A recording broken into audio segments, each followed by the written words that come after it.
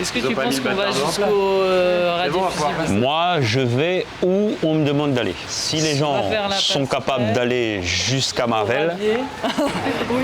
c'est bon? Je vous accompagnerai, vous inquiétez pas, vous n'êtes pas perdus. On y va? Et go. Alors, il y aura une brèche. Ce sera sympa, vous inquiétez pas. C'est dans la tête.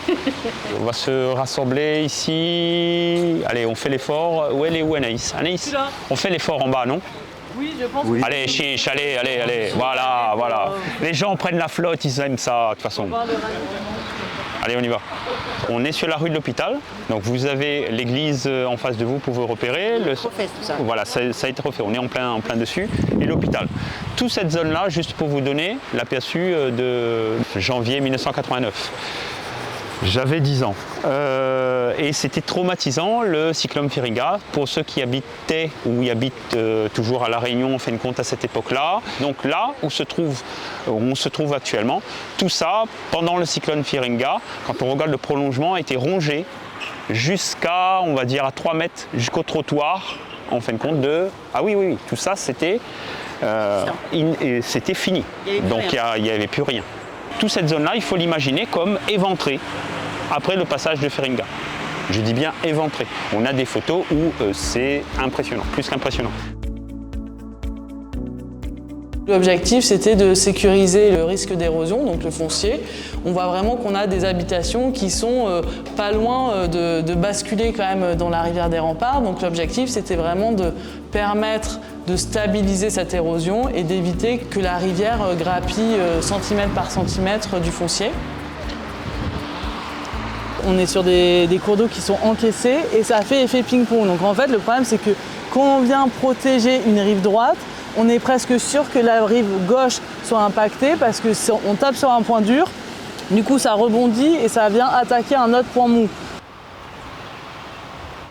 En face, on a du coup, c'est pas forcément très visible, mais on se rend compte quand même qu'on a un espace où il n'y a plus de végétation. Et donc il y a eu une partie en fait de la falaise qui a basculé dans le vide. On voit effectivement qu'il n'y a plus de végétation, on a plutôt des couleurs ocre, donc on voit que ça a été arraché dernièrement. Belal avait commencé sans doute à un peu rendre le secteur vulnérable, mais c'est surtout les crues de Candice qui se sont déroulées après. Il y a eu une grosse période de pluie intense qui ont été nommées Candice, qui ont fini par déstabiliser le versant. C'est pas la crue de la rivière des Remparts qui a emporté la falaise, c'est vraiment la déstabilisation du haut. En arrière-plan, en fin de compte, vous avez le radier dit fusible, on l'appelle, c'est son petit nom gâté en fin de compte. Le radier fusible, c'est un radier submersible.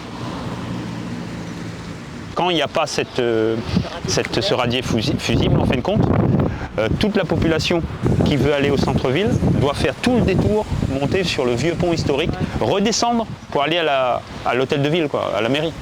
C'est un axe prioritaire, donc qui malheureusement à chaque intempérie, puisqu'on est en embouchure et quand on passe dans le lit de la rivière, quand la rivière est en crue, ben cet ouvrage-là en fin de compte est emporté par la crue en question. Pour éviter que ça fasse obstacle à l'écoulement des eaux lors des crues, cet ouvrage-là il est éphémère. C'est un amoncellement de blocs en fin de compte et de cailloux divers avec du sable de la rivière elle-même. Pour ce cyclone-là, Belal en fin de compte, il y a eu Belal, Candice et des intempéries. Il y a à peu près un peu plus d'un tiers en fin de compte de la voie qui était construite, qui était emportée.